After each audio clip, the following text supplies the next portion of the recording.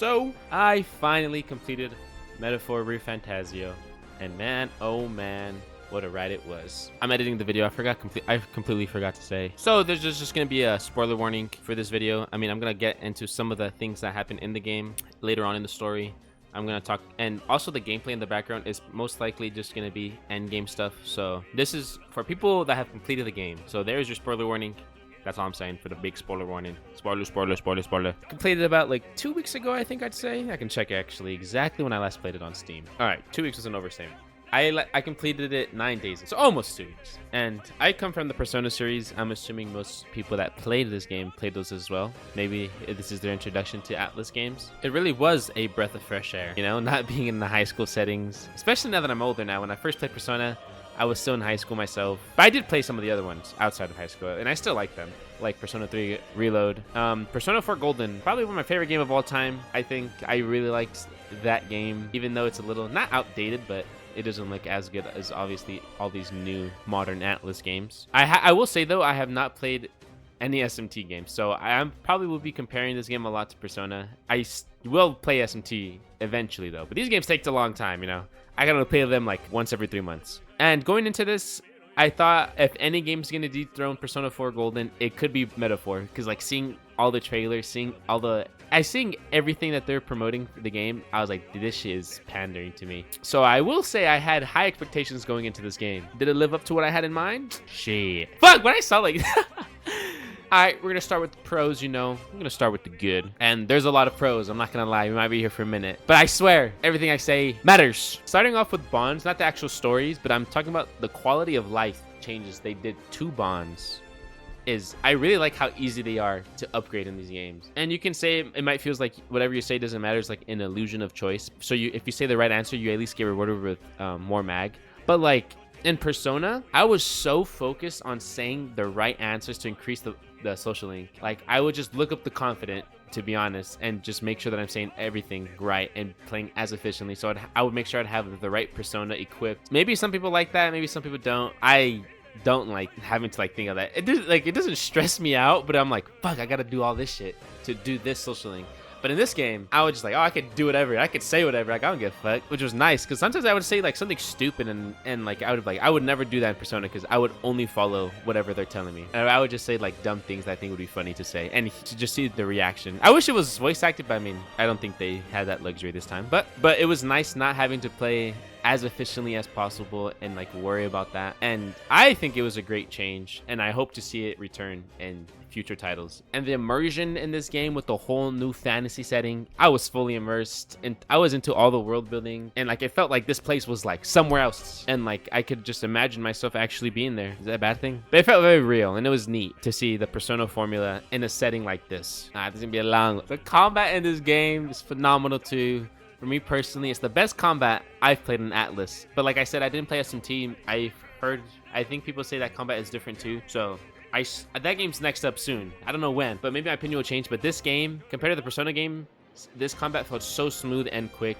I played this game on hard difficulty, and it really had me scratching my head sometimes on what archetype I should be using on certain characters. And the early game was really rough though, with only like 3 characters. I was getting smoked. I was like, fuck, I gotta have this person on this archetype, this other person on that archetype. I won't lie though, I was kind of abusing Brawler though. I really liked using the HP, but as you unlock more members and archetypes, it felt smoother and more doable. And I really liked how, I don't know if I played like the Persona games wrong. Maybe I forgot what difficulty I played them, but I swear I would just focus on getting them all down and then just spamming all out attack all the time. Obviously that doesn't work like on bosses and stuff, and this game doesn't have that all out attack, so it felt nice. I mean, you're still focusing weaknesses of course, but it just felt better. It felt more interactive, and the way the turn system works, moving them back and forth, was really fun. And in Persona games, I usually feel burnt out by the end of them from the combat, but this game didn't really have that for me. I didn't feel burnt out by the combat at all, like not once, not even in the ending. Like, I don't know, it never felt that way. I do wish though they messed around a bit more with the positioning feature. Like some attacks are only dodgeable from the front. Maybe I missed it and didn't try it out on some moves,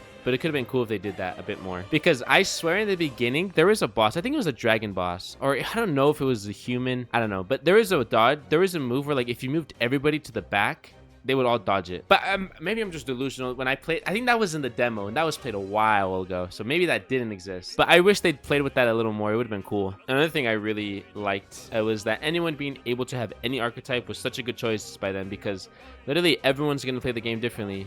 There's probably certain teams that are completely broken, but you could, in theory, play the game however you wanted to. And when I was live, actually, someone mentioned how their team was completely different from mine. I think they even they're like, everyone really does find something that works for them. They're like kind of like dissing me in a way. I was like, damn, fuck. But that's cool. You know, everyone's playing it different. I feel like it makes it so that people can watch content and be like, damn, what are they doing? Oh my God.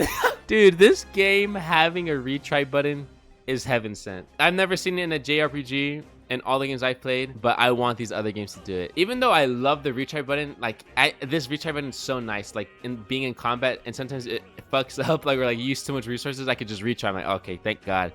But I will say, even though I love the retry button, it might be a little broken. I would just get the info and just retry and like know their weaknesses. But to be fair though, in other games where I would just get the weaknesses, like on bosses, I would just let myself die. So like this is like getting rid of that process of me just letting myself die in the fight. So I just retry completely. So it's nice to have for me personally. And I can see, I remember I was reading a review because I was saying I want to see what people don't like, and someone was saying how they find it counterintuitive to the game design, which is fair. But like I said, hey, I don't give a fuck.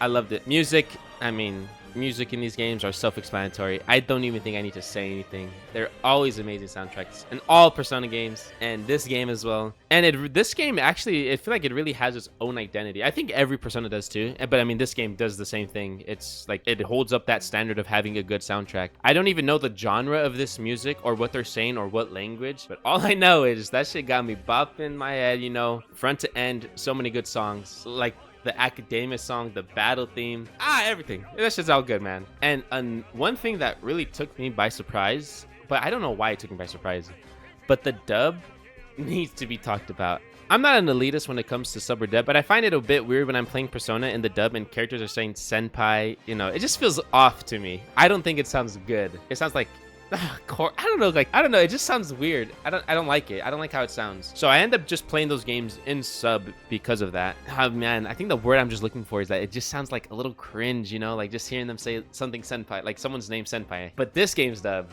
you know, being in a fantasy setting, you're not in high school, you're not in Japan, it really benefits off of being a fantasy setting.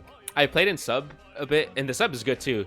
But I played a dub too. I was like, let me try both because I want to get a feel of how everyone sounds in both. And I stuck with the dub the entire game. I never switched back to sub because I was just enjoying the dub that much. The only character I didn't like was the main character's voice. I don't know, I felt weird. He just sounded like me in a sense. He didn't have no accent. He had an accent for a second, if you know. I mean, this is gonna be spoilers. I mean, the whole video I think is spoilers. When he merged back with the prince, or like when you get your will back, I guess, he gets an accent. I was like, oh wait, is this gonna be his actual voice? But then you go back to the regular voice. And sorry to whoever voice acted him, I just didn't really like it. Sometimes it sounded good, sometimes it sounded weird. I don't know. It was like, that was like the only one that would be like, man, I don't know how I feel about this sound sometimes. But then it sounded good. I don't know. That was the only one that had me think like iffy thinking about it. But even though I say I did not like, even though I said I did not like how the protagonist sounded, I think having the main character talk is it was such a treat, man. I would just pick stupid answers sometimes when I know their voice acting just to hear the main character say it. And again, something I just want to see return in future titles instead of seeing the silent protagonist. And I know some people say it's like more like you when it's a silent protagonist, or I don't know, there's been an argument why silent protagonist works.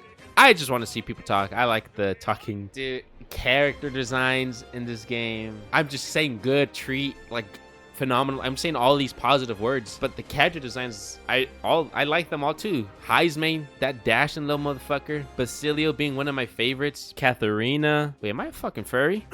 Oh my god, what the fuck was I doing? Nah, but for real. Yufa, I like your design. Luis looks cool. But like, hey, I know I said a lot of Parapus earlier, but another Parapus, Loveless, he was just a side character. He looked so cool too to me. He was like some hippie. I don't know. He looked fucking cool. Long, luscious locks. He looked cool as fuck. I'm gonna fuck. Call me a furry. And the final thing I want to touch on is the story. I really liked the story, man, and what the message the game was trying to convey. This game has many aspects of that we see in real life with prejudice, religion, status, and many other things.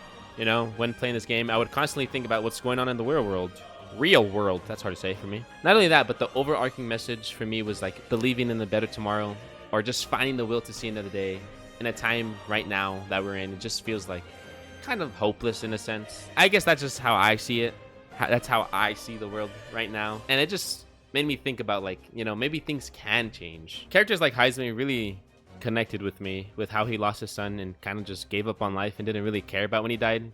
He was just kind of going with his days, living by habit. I didn't lose a son or anything tragic like that, but sometimes I just feel like I'm just living, just doing nothing, you know. I don't really know what I'm supposed to be doing in my life, you know. And I just feel not hopeless, but man, I think I'm getting a little too personal right now. But I just feel like, you know, sometimes it's hard to want to keep going.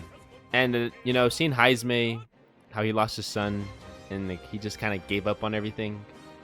I was like, damn, like, eyes were watering. It was just nice to see him get lifted up from where he was. And, like, he was literally in a dark place. Like, he was living in that cave, and how you just take him out of there. And doing his bond was nice. The ending, the way you guys share that drink, I really like that, man. Some characters, just I don't know. It was really vulnerable, even though maybe it might be surface level to some people, or whatever. You can't make everyone happy. And I'm sure some people might find the message cliche or overused, like, you know, believing in tomorrow. But I think it was just something I personally needed. Because, you know, like I said, I don't really know where I'm going in life. I didn't graduate college. I just work a retail job. It doesn't really seem like there's, like, anywhere more to go, you know, but I just can't give up. Like, even if I do feel like giving up sometimes. I mean, Heisman said it best. The indomitable human spirit. The world is full of injustice. Not everything you've said is wrong, much as it hurts to admit. Yet, true. You would give up because you see no other way. And no That's what I was saying. I future was can kind of come valid, from but that. We may struggle with fear and anxiety, the but music, we shape dude. our own destiny with our own hands. I have no doubts. Yes, you're a man who has endured tragedy. It's foolish, I know, all this talk of belief. I know well. That said, if you cast aside all belief, all that remains is to endure a slow death. Hey, like I said, maybe I'm getting a little too personal, but I think the one thing that really keeps me going is making these videos, streaming, just gaming. I don't know. I think this is like something that I gotta just keep on holding on to. All right, sorry, no more sappy talk. Sorry, I don't know if I was getting a little personal there. I don't think I was. Hopefully not. But let's talk about the cons. Oh, wait, talk about sad. Fuck. All right, but no, let's get into the cons of this game. And to be honest, there's not many cons. I think I'm an easy to please guy, but here are the things that I found myself not liking. Anime cutscenes in Persona games are already something that are cool, but to me personally, I like when they do in-game cutscenes with like Persona 3's ending with Aegis on the rooftop. I thought that was amazing. I really liked it. Felt more impactful than just the anime. Sometimes it looks a bit flat. I don't know who animates it, which studio does it. They gotta get the people who did Violet Evergarden or something to make it feel like more impactful. So I'm glad that in Persona 3 and that ending, they went with the route of doing it in-game instead of it being anime. And in Metaphor, there's some big moments like when you slice Luis that's entirely done in anime, which would be fine. But the thing is, in this game, the anime, I mean, with archetypes, I know something like that would be really hard to animate. I feel like that should be a pain in the ass, so they just do CGI. Makes sense, you know? But the CGI looks rough, dude. It looks really fucking rough. And I know CGI in anime has been improving. Like, I think Demon Slayer does CGI pretty well, and sometimes you don't even really notice when it's CGI. But the archetypes being CGI look really rough, and it takes away from it. And that's where, like, I have an issue with CGI. Like, I don't, like, if it's they use CGI and I can kind of tell, like, okay, whatever. But the CGI is so jarring to look at. Like, let's say like in One Piece, I know sometimes they CGI the boat. It's like, oh, it's whatever. It's just like one scene of the boat. But sometimes you have full-on scenes with archetypes, and it's just straight up fucking CGI, and it just looks bad, and it takes me out of it. So those scenes with no archetypes are fine. It doesn't take me out of like the story of what's actually happening or what's being said. But when archetypes come on screen, or even gauntlet runners, I just think of like, that shit looks like ass. I'm sorry, it looks bad. They should have just done some scenes in game like Persona 3 did, but oh well. Or like I was talking about the story, like I was talking about in the pro section of how I really like the story. There is something that I didn't like about the story, which was only part of the ending. And it didn't really make sense for me to have in the story. I mean, maybe I can see why, but like, it's when the final it's when the party members are doing this final hoorah. Is that even how you say that shit? They're doing this final hoorah, and they're just sacrificing themselves, basically, for you to get on that gauntlet runner and go up to fight Luis. But then they just come back within like 15 minutes and survive with little to no explanation. They just say, oh, thank God Heisman can fucking fly. Oh, Nuras saved us. But I thought Nuras sacrificed himself in the gauntlet runner. We saw the gauntlet runner breaking down with Nuras in it and him crashing it into Luis's gauntlet runner. Or whatever. I forgot what it was. So it felt as if they just built up this moment just to throw it away within like the next scene. And when it was happening, I knew they would survive. I was like, no way they're just gonna kill off every single member. Like maybe if they did a few, it would have been a little bit more believable, but I would have been like, I would have had a higher sense of urgency, like, oh shit, this is actually happening. There actually might be consequences.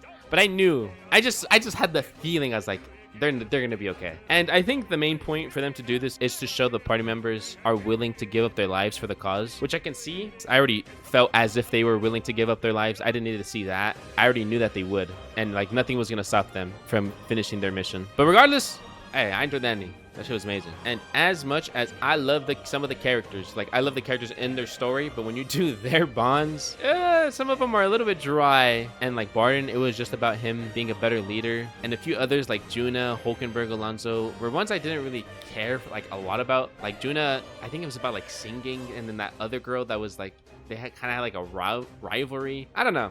I feel like Junos could have been a little better. I think it got better towards the end though, when you find out that Rella was her sister, and like it gets a little bit more deeper into her character. It's been 9 days since I completed the game, and I feel like I vaguely remember some of them. Like Hulkenberg, I know she was trying to regain her status as a knight and having that duel. But compared to like bonds like Yufa going into religion and blind faith, or Heisma's, well, like I said earlier, where I was getting a little bit personal, you know, like those really stuck with me. But I think this is just a thing that happens in these Atlus games with bonds or social links. I think SMT doesn't have them. They just end up having some that are a little bit forgettable more than others. I mean, across 3 of the modern Persona games, no way I can remember every single ones. Only the ones that like stick out to me are the ones that are gonna stick with me. So it's gonna be different for everyone. Maybe someone will like making Barton a better leader. Everyone was gonna like different bonds, but I think that's why it's only natural that it's a con, because not all of them hit for me. And I mean, in 1 year's time, they might just be completely forgettable. Like I don't even think I'll remember some of their things unless I replay the game. And that was it for cons, and we're already very long into this video. Oh my god, I'm fucking yapping. And let's go to the rating. My number rating is 9.5 out of 10. It dethrones Persona 4 Golden for me. I mean, I just love that game's characters, atmosphere, the way the mystery murder works, the music too. It wasn't perfect, just like Metaphor, but I feel like Metaphor just takes those things that I loved about Persona 4 Golden and just elevates it and improves upon them. This game is just a ride that I'm gonna remember for the coming years. Maybe just the point of where I am in life right now, to where Metaphor resonates with me as it does. Maybe it doesn't resonate with you or someone else watching this. Maybe you didn't even like the game at all, but to me it did. Maybe it is a... I was gonna try to make a joke on how it's a metaphor, but like, I can't. I really can't. I can't make that joke. I'm out of here, bro. Fuck that corny joke. I'm out of here. 9.5 out of 10. This game's fucking amazing. Play if you like any Atlus games, please.